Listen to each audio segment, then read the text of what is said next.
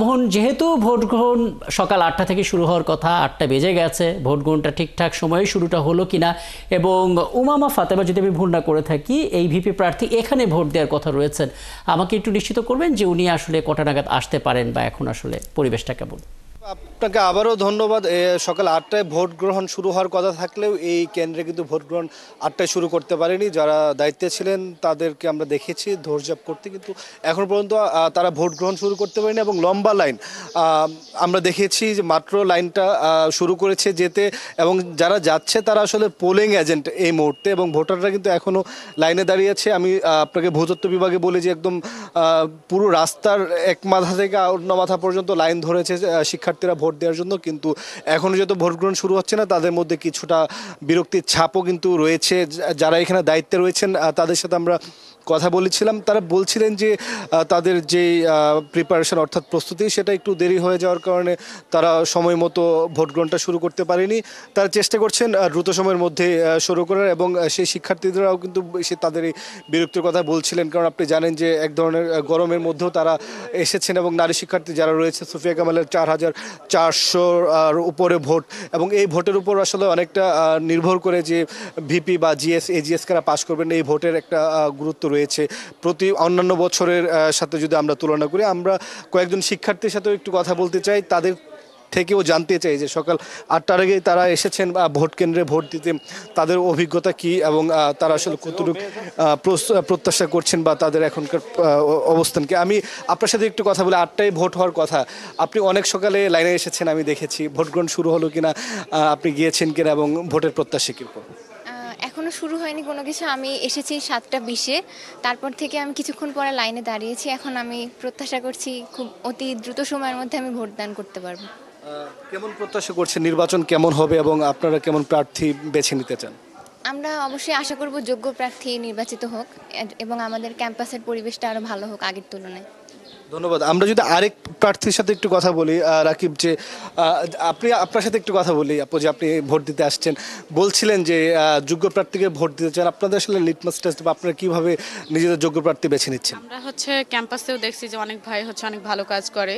তারপরে ওনাদের ইশতেহারগুলো যে দেখলাম, পড়ে দেখলাম সবার। তো আমার কাছে যাকে অনেককে যোগ্য মনে হয়েছে যে হ্যাঁ, ওনারা নির্বাচিত হলে কাজ করবে অনেক ভালো, সাধারণ শিক্ষার্থী হিসেবে আমরা সুবিধা পাবো। তো এক্ষেত্রে যে আমি এভাবেই যে প্রার্থী বাছাই করছি আর কি। সময় মতো ভোট শুরু না হওয়ার কারণে আপনার সাথে একটু কথা বলি আপু, সময় মতো ভোটটা আসলে তারা শুরু করতে পারেনি, সেক্ষেত্রে আপনাদের মধ্যে কি একটু বিরক্তির ছাপ আসছে কিনা? অনেকে শিক্ষার্থীদের মধ্যে দেখতে পাচ্ছিলাম। আচ্ছা, ব্যাপারটা আমরা এতটা মানুষ আসবে সকাল সকাল এটা আশা করিনি। তো আমরা যেহেতু একটু প্রথম দিকে এসেছি, ভেবেছিলাম খুব তাড়াতাড়ি শুরু হয়ে যাবে। একটু লেট হচ্ছে, আমরা যেহেতু একটু এক্সাইটেড, এর জন্য আসলে ওয়েট করাটা খারাপ লাগছে না খুব একটা। অনেক শিক্ষার্থী আপনাদের হলে দেখতে পাচ্ছেন, পরিবেশটা কেমন লাগছে আপনাদের কাছে? খুব উৎসব মুখর একটা পরিবেশ। কালকে রাত থেকে আসলে এই জিনিসটা শুরু হয়েছে যে উৎসবের মধ্যে দিয়ে আসলে আমরা নির্বাচনটাকে উদযাপন করব, ব্যাপারটা আসলে এমন হয়েছে।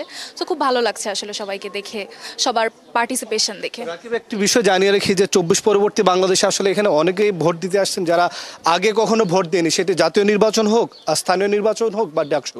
আপনার সাথে একটু কথা বলি, এটা কি আপনার প্রথম ভোট? সর্ব মিলিয়ে আর কি, সব মিলে যদি বলি। প্রথম ভোট, এবং এই প্রথম আমরা কোনো সুষ্ঠু নির্বাচনে অংশগ্রহণ করতে যাচ্ছি। অনেক এক্সাইটেড আর কি ভোট দেওয়ার জন্য। আর সবচেয়ে বড় কথা, সর্বপ্রথম 41টা ভোট দিতে যাচ্ছি, তো এই জন্য আরও এক্সাইটেড।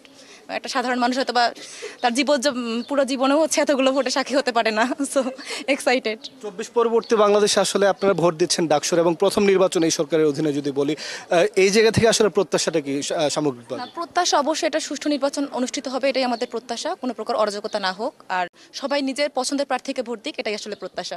কিন্তু আমরা দেখতে পাচ্ছি যে একটু ভোট গ্রহণে একটু সময় লাগছে। সেই বিষয়টি নিয়ে শিক্ষার্থীদের সাথে আমরা কথা বলছিলাম। আমরা আরেকটু কথা বলবো, যে আপনার সাথে একটু কথা বলি। আপনারা অনেক সকালে আসলে এখানে লাইন দিয়েছেন, যদি আপনার সাথে আগে কথা বলছিলাম যে ভোট গ্রহণটা আসলে সময় মতো তারা শুরু করতে পারলো না, এ নিয়ে আপনাদের শিক্ষার্থীদের কোনো ধরনের অভিযোগ রয়েছে কিনা, বা সঠিক সময়ে শুরু করা উচিত ছিল? করতে পারলে অবশ্যই ভালো হতো, কিন্তু একটু কনসিডার করছি আর কি, যেহেতু ডাকসু হয়েছে 8-9 বছর আগে, এখন একটু কনসিডার করলাম, কিন্তু আশা করি 5 মিনিটের মধ্যে শুরু হবে। সে আশা করছেন রাকিব। সব মিলিয়ে বলতে গেলে যে শিক্ষার্থীরা বলছিলেন যে তারা একটু কনসিডার করছে, যেহেতু অনেক বছর পর ডাকসু হচ্ছে এবং বলা যায় যে বাংলাদেশে অনেক বছর পর একটা সুষ্ঠু এবং যারা অংশগ্রহণমূলক একটা নির্বাচন হচ্ছে। মোটা দাগে বলতে গেলে যে শিক্ষার্থীদের এই ছিল কথা, আর যারা প্রশাসন রয়েছেন তারা বলছেন যে দ্রুত সময়ের মধ্যে ভোট গ্রহণ শুরু করবে, তারা এই বিষয়ে আশাবাদী।